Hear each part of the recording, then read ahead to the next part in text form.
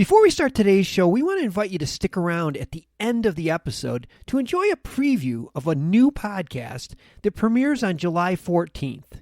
As the industry's exclusive cannabis podcast network, MJBulls is proud to present Women Leading in Cannabis.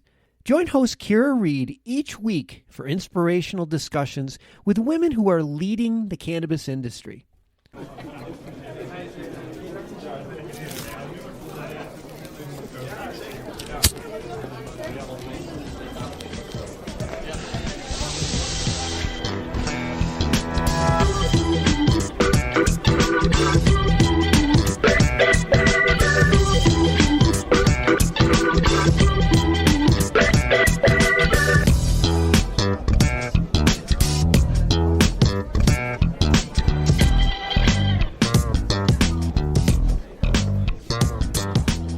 This is Jim Marty here with my good friend Larry Mishkin from Chicago. Larry's an attorney and I'm an accountant. We work in the cannabis industry, but for the purpose of these podcasts is really to explore some of the different angles of legalized cannabis as it sweeps the country. So we want this to be a very general show where we're going to talk some music. We're going to talk about upcoming tours for Dead Company and Fish and other things that are happening musically. So we want this to be a social conversation, and at some point in the future, maybe the folks listening to this podcast will have a chance to join us and join the conversation. Larry? Well, Jim, it's a pleasure to be here and to have a chance to talk about this, and I have to keep pinching myself to remind me that I can actually tell people that part of my job is to get on the phone and talk about marijuana and the Grateful Dead for an hour at a time. Who would have thought? Yes, it's come a long way, and it's come a long way fast. I, too, have to pinch myself when I can walk into a dispensary and have 80 or 100 products to choose from.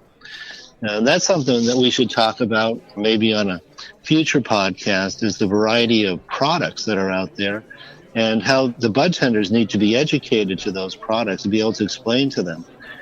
We do a lot of startup work in my business, and I tell people, you have to understand, many of the people who walk into a medical marijuana or adult use dispensary have never been in one before. So it's a whole new experience. I think you're absolutely right about that, Jim. And, living here in Illinois is a little bit different because we don't have the adult use situation in full effect yet here. We're still operating under the guise in the form of medical marijuana, which, for the people who are using it is a wonderful thing. I hear great reports back from people.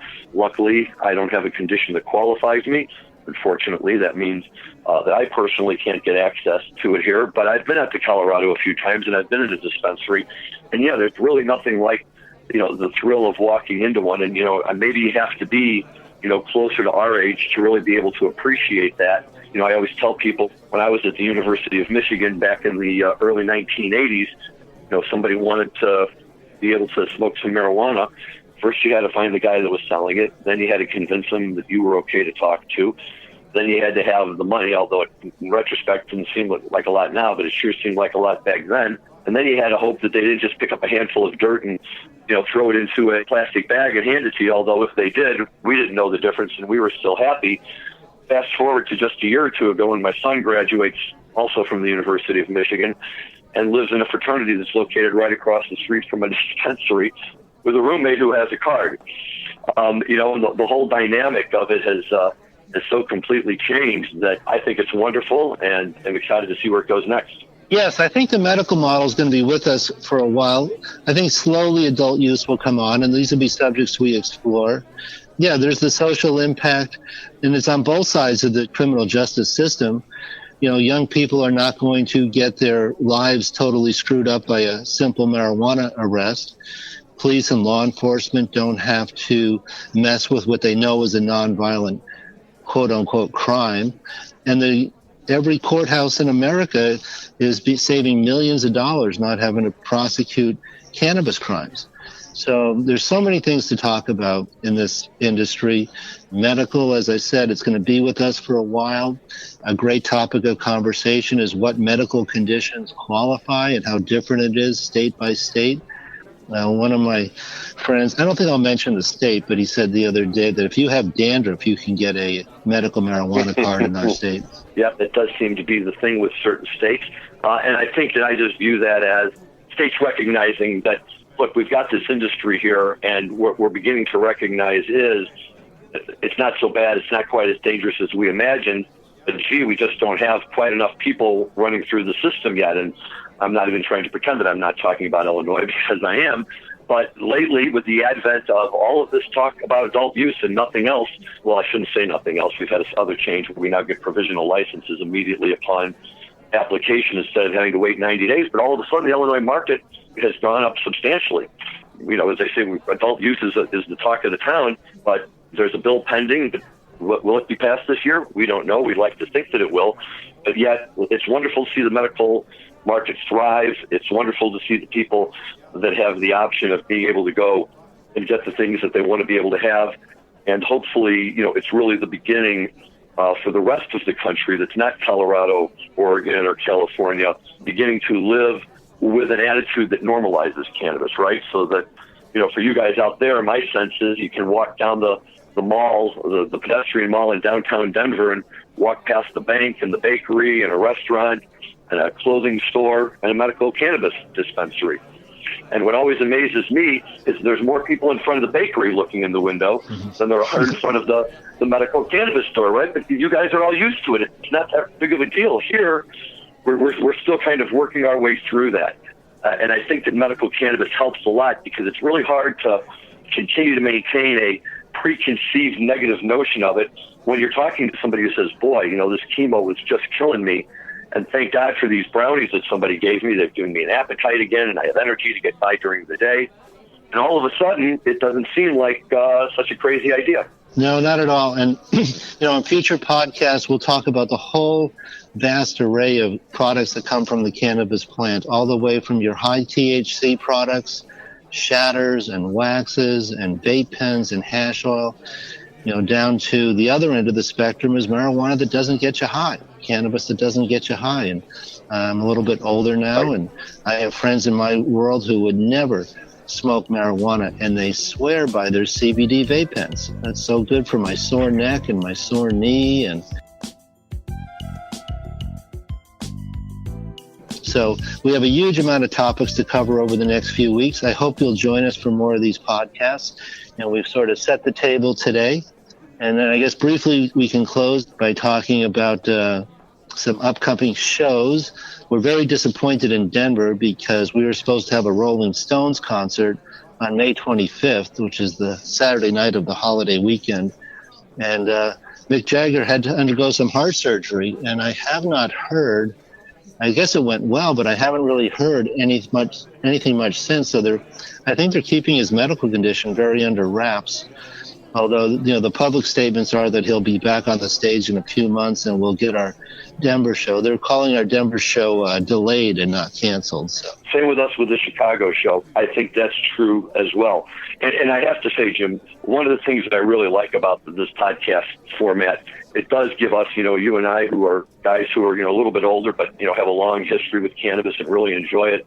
But for both of us, I think that, you know, a lot of what we associate cannabis with is really, really good live music.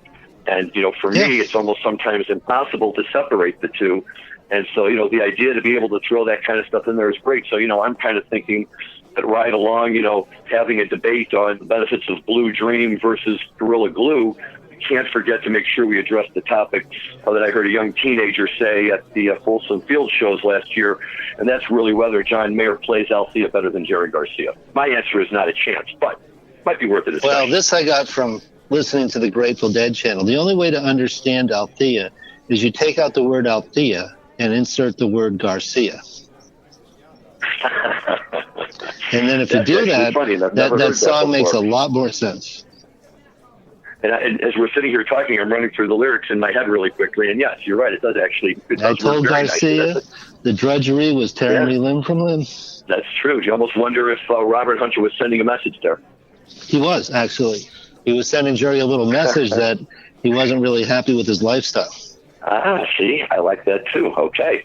And, you know, I'd like to think that it resulted in a huge ray of light shining on Jerry's face, and he took all that heroin and threw it away. But unfortunately, he didn't. But, of course, the good news is, even with Althea, we still had, another 15 or 16 years of him. So happy now and happy with what I got. Okay, well, this is Jim signing off for now, and Larry Mishkin also saying thank you so much for listening.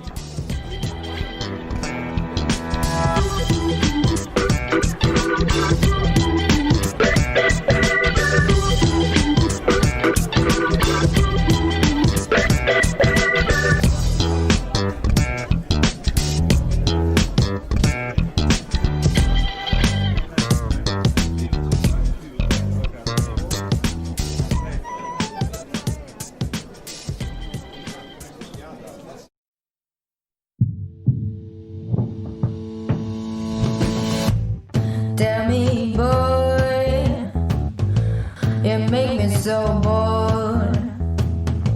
You need to walk the other way. I tell you once more.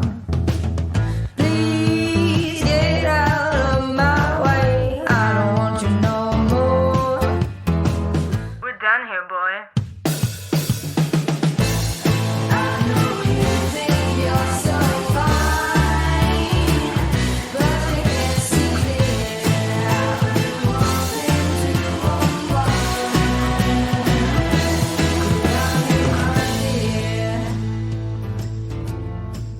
Hi, my name is Kira Reed, and I'd like to invite you to be inspired by the women who are leading in the cannabis industry.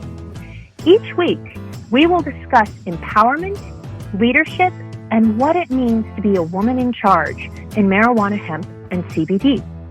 As the founder of the Women Empowered in Cannabis community, I have had the great pleasure to get to know many brilliant and talented women who are CEOs, executives, politicians, advocates, and community leaders that are focused on creating a cannabis economy that is just, fair, and equal. We'll learn how these women make decisions, how they navigate a predominantly male industry, and what they're doing to level the playing field for women. I hope you'll join us.